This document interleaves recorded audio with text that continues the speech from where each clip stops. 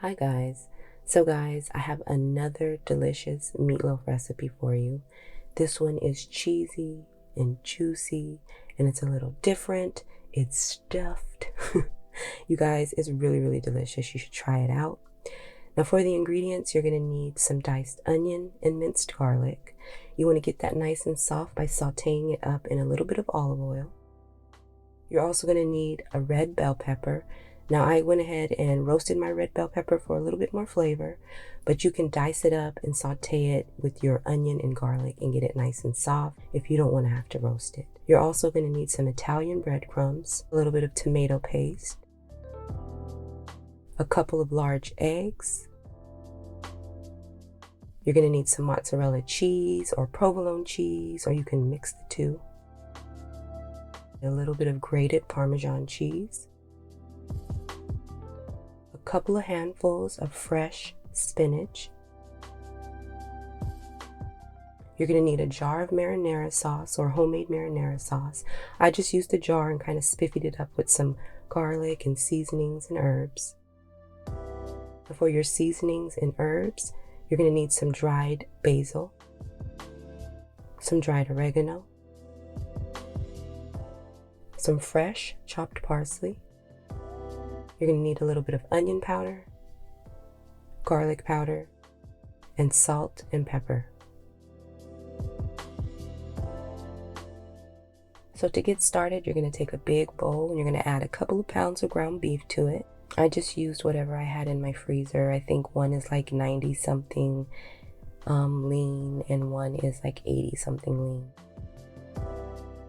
Next, I'm going to go ahead and add in my garlic and onion.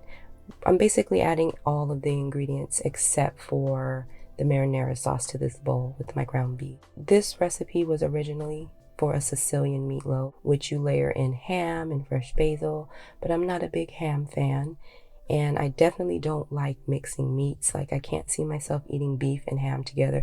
You guys, I'm just weird. But that's just something I'm not into.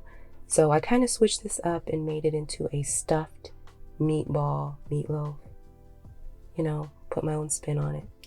But if the ham and the cheese and the fresh basil sounds good to you, make sure you check out my description box. I'll leave the link to that, to the original Sicilian meatloaf recipe. I'll leave it in the description box. So you want to mix this well. I did use my wooden spoon at first, but I did switch to my hands. You want to make sure everything is mixed very well.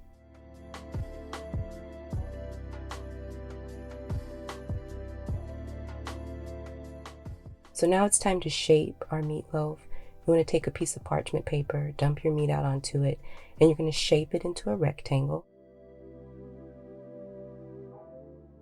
You want to make sure it's nice and even.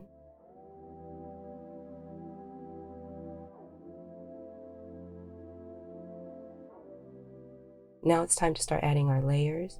I'm going to start off by adding my spinach. In the original recipe, you would add basil, fresh basil, but I'm going to go ahead and just add some spinach because I had it in my refrigerator already.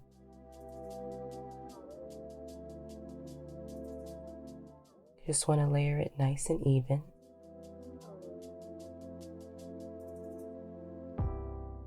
Next, I'm going to go ahead and add my layer of mozzarella cheese.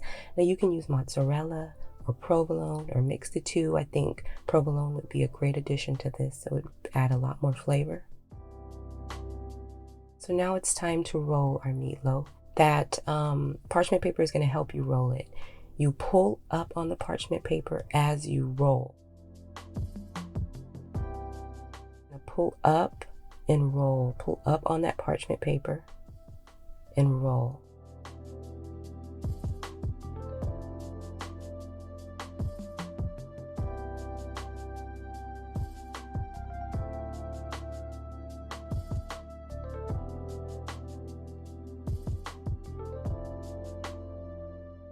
You want to make sure you get all the creases sealed underneath, on the sides.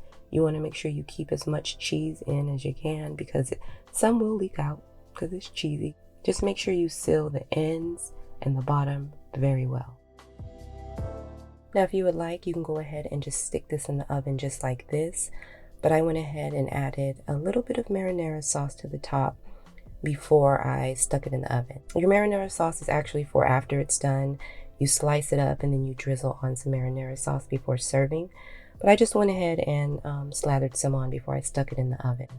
Now you're going to bake this at 350 degrees for about an hour, 50 to 60 minutes. Go ahead and watch it because you don't want it to dry out. I honestly left mine in a few minutes too long. It's in between 50 minutes to 60 minutes.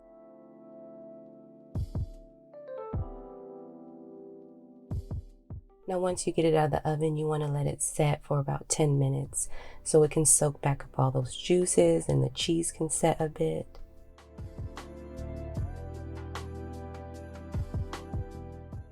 You guys, if you love cheese and you love stuffed things, I love saying stuffed, you're going to love this meatloaf. It's juicy, flavorful, cheesy goodness. Yum.